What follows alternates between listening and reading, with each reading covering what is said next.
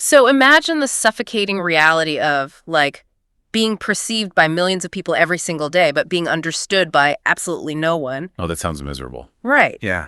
You navigate a world where crowds surround you, where people think they know the deepest parts of your soul simply because they recognize your face. Yeah, but you feel completely, utterly invisible. Exactly. Now imagine finding the one person on Earth who literally cannot see your face, yet somehow manages to map the exact contours of your mind in, like, a matter of days. I mean, that paradox right there is the engine driving what I think is the most compelling piece of fiction released this year. Well, without a doubt. It just forces the reader to confront what it actually means to be truly seen by another human being. Yeah.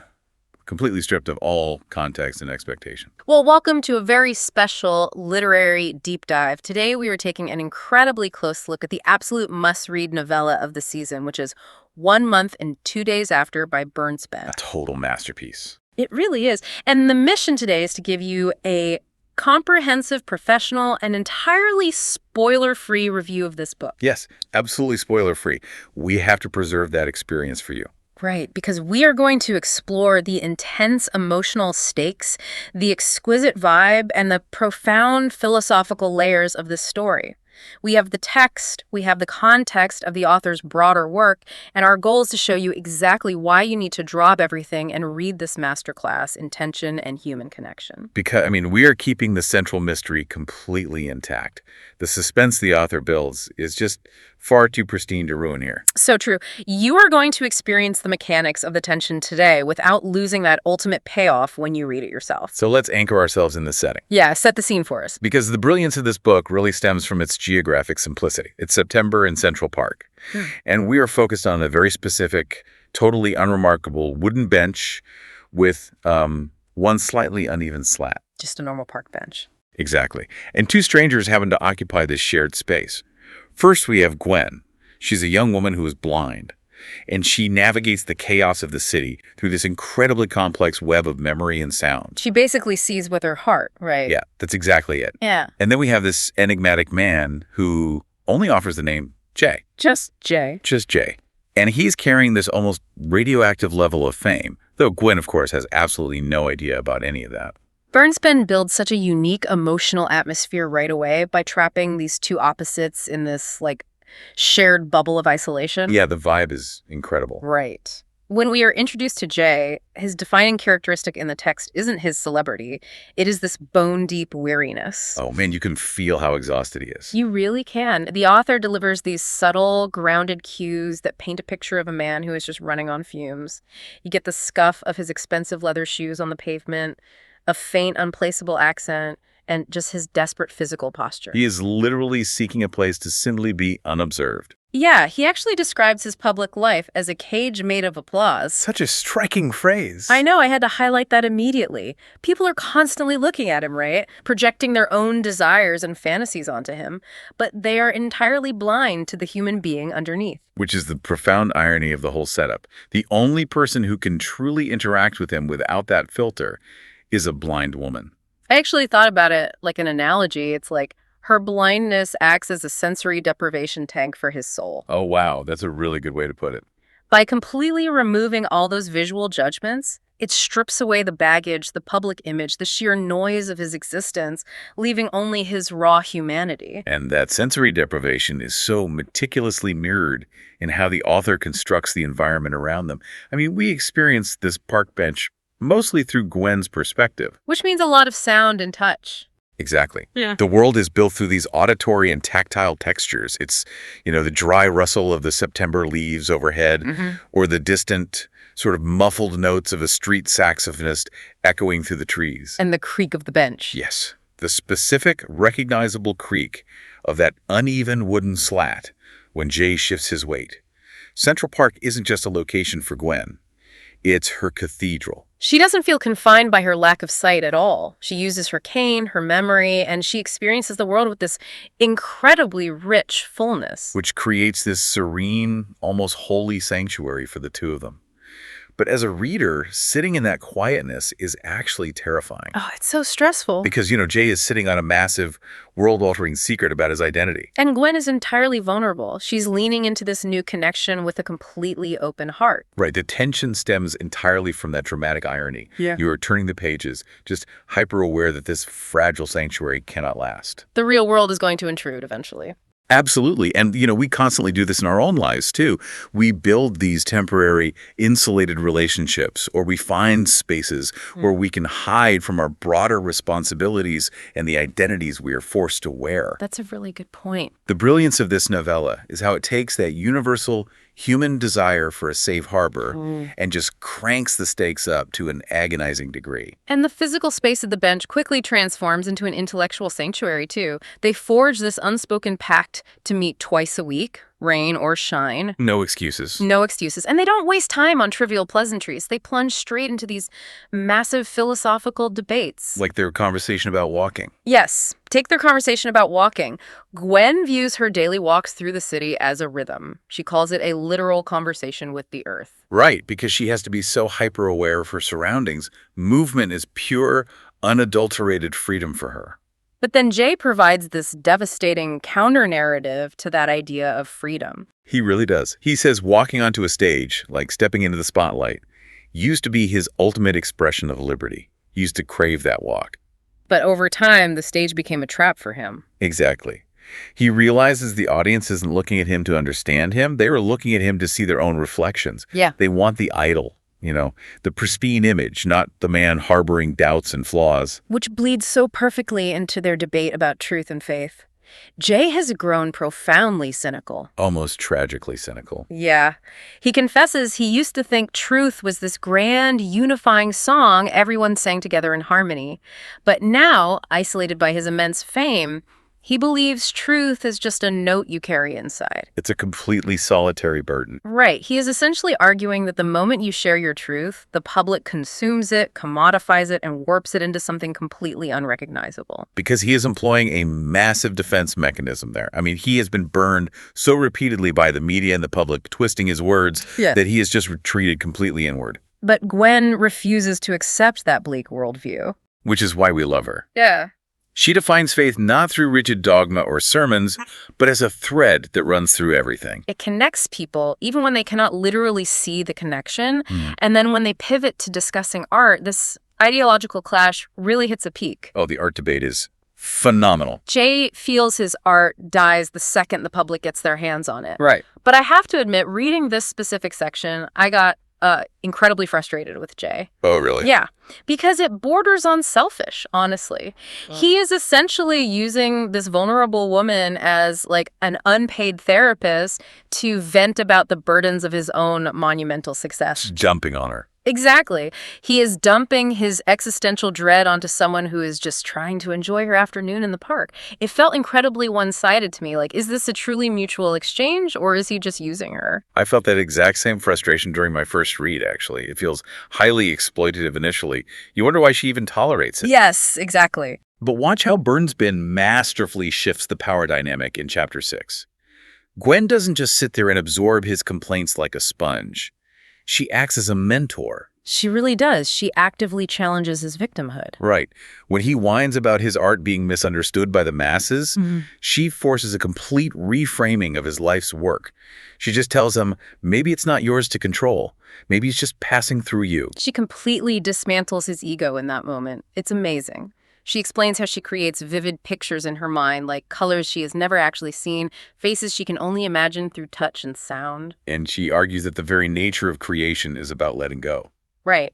Art only has value when you let it live independently in the minds of others. She just disarms his cynicism with blinding clarity. And by utilizing these deep philosophical debates, the author is meticulously peeling back the layers of Jay's heavily guarded persona. These aren't just dry intellectual exercises for the reader. No, not at all. They are the actual mechanisms of intimacy between the characters. We are watching a man who has spent years reinforcing these thick emotional walls Have those walls dismantled piece by piece. And as a reader, you were drawn so much deeper into the central suspense. You become desperate to know who this man really is beneath the armor he wears. And Gwen disarming him doesn't just alter how he views his art, it shatters his entire paradigm of human connection. Because it all culminates in this radical redefinition of love. Yeah, which only heightens the reader's anxiety that this fragile bubble is about to burst, by the way. So true. Gwen tells him that love isn't found in grand performative gestures or public declarations. Love is simply presence. It's the courage to stay. Not grand gestures, just sitting on a bench and listening. Right. And that definition forces Jay to confront the total emptiness of his own life. He has lived through these chaotic, highly publicized love stories that played out on magazine covers. He actually has come to view love as a wound, a form of rebellion against his fame rather than a place of comfort. And when he absorbs Gwen's simple, profound definition of presence, he delivers what I think is one of the most heartbreaking lines in the entire book. Oh, I know the exact line you're talking He about. just says, "If I'd met you years ago, you might have saved me a lot of trouble." Wow. You feel the crushing weight of his regret in that single sentence. He realizes the persona he has carefully curated for the world to consume has actively prevented him from ever experiencing genuine connection. And think about how applicable that is to our own lives right now. Oh, completely. We spend so much energy curating our lives online, projecting an idealized image to ensure we are validated or known, but in doing so, we build the very cages that keep us isolated and lonely. It is a chilling realization. We basically engineer our own isolation. We really do. And just as Jay achieves this incredible emotional breakthrough, Berns introduces the crucial narrative element that spikes the tension. Sonia, Gwen's close friend. Sonia is the walking embodiment of our own anxiety as readers. She really is the voice of the audience in the book. She notices the quiet, undeniable joy radiating from Gwen after these park visits, but she is fiercely protective and highly suspicious of this nameless, faceless Jay. I mean, wouldn't you be? Of course. She asks the exact questions we are mentally screaming at the pages. Who is this guy? Why won't he offer a simple last name? What exactly is he hiding from? And Sonia serves a vital mechanical function in the structure of the novella. She represents the unavoidable intrusion of reality into the sanctuary. The pacing of the book accelerates aggressively the moment she enters the picture. It does. Berns uses her entirely justified skepticism to actively turn the screw of suspense. The serene, contemplative vibe of the park bench suddenly morphs into a ticking time bomb. It's like watching this dynamic unfold feels exactly like watching a masterfully intricate sandcastle being built right at the tide line. Oh, that's a great analogy. You are entirely mesmerized by the delicate beauty of what Gwen and Jay are creating, the profound trust, the rare vulnerability, but you are gripping the book with white knuckles because you know a massive wave is coming. The ocean doesn't care about the sandcastle. Right. The real world, with all of Jay's inescapable fame and heavy baggage, is inevitably going to crash down on them. And that inevitable crash arrives in the climax of their routine. The way the author handles the pivotal mystery here is just a master stroke of literary restraint. We reach their final scheduled meeting. Chapter 12. Chapter 12. The shift in tone is immediate and palpable. Jay's voice loses that weary, defensive edge. It's replaced by a really heavy, profound hesitation. He's much softer. Yeah, he tells Gwen that moments can be complete entirely on their own without needing a future. He thanks her, basically admitting she has given him more in a single month than the entire world has offered him in years. It operates as a veiled farewell, really. Though Gwen, trusting the deep foundation they have built over the past month, she doesn't immediately recognize the terrifying finality of his words. And then he does it. He places a folded piece of paper in her hand. But he issues a strict, agonizing directive. He explicitly tells her not to have anyone read it to her yet. He tells her some words are meant to arrive at the right time. And then we turn the page to chapter 14. Menacingly titled, The Empty Bench. It is a masterfully painful chapter to read. The prose slows down to a crawl to match her experience. Gwen sits there. She waits for hours. She listens for the specific scuff of the expensive leather shoes, the familiar creak of the wooden slat. But the familiar footsteps never arrive. The silence is just deafening. But okay, I have to ask you this. The thing that drove me absolutely crazy reading this part was the note itself. I know exactly what you're going to say. Why on earth does the author torture the audience by having Gwen refuse to let Sonia read the note that first night? It's brutal. She just sits in her apartment, completely shattered, clutching the unopened paper. The suspense is physically agonizing. Why withhold the answer when we are so desperate for it? Because that delay is Berns' ultimate literary flex. It really is a highly calculated, brilliant structural choice. Do you think so? Oh, absolutely. By intentionally withholding the contents of the note from both Gwen and the reader, the author forces us to sit in that heavy, suffocating silence right alongside her. We have to feel the crushing weight of his absence. Exactly.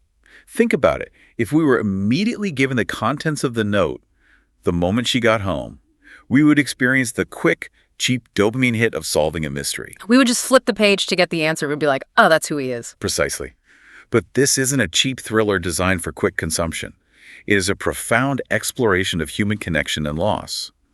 By delaying the reveal, we're forced to genuinely mourn the loss of Jay, the human being, the gentle friend on the bench, before we are granted the privilege of knowing his true famous identity. Wow. We are forced to experience the raw grief of losing the person before we meet the persona. It is absolutely brilliant. It really is, which means, as a listener, you have to experience how the author handles the eventual reveal in that note. When Sonia finally breaks the seal and reads those words aloud to Gwen, the identity of Jay and the specific tragic reason he was forced to abandon the sanctuary of the bench, it completely recontextualizes the entire narrative. It changes the meaning of every single conversation they had. It will literally leave you entirely breathless. It takes what initially appears to be a quiet, intimate character study and suddenly projects it against a massive, complex backdrop. Yeah. And, to understand how Berns executes this so effectively without it feeling contrived, it is worth looking at their broader bibliography. They are renowned for works like the sci-fi philosophical thriller When God Was a Blueprint. Right. Throughout all of their work, you find this deep, abiding fascination with religion, psychology, existentialism, and just the messy realities of the human condition.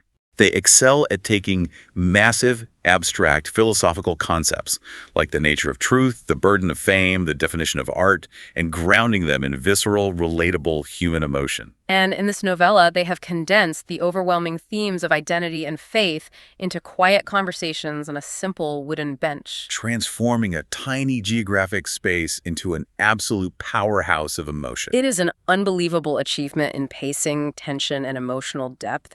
I cannot stress this enough.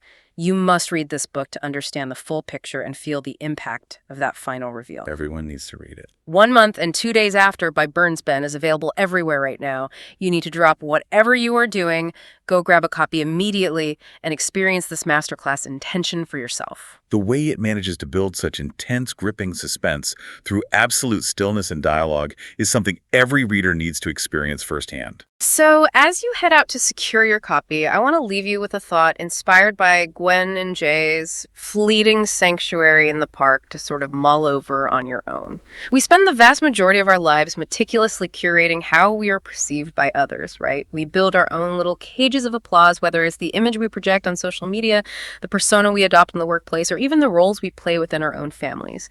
But if you were to stumble upon a quiet space where you were completely unburdened by the world's expectations, a place where you were entirely, truly unseen, who would you actually be?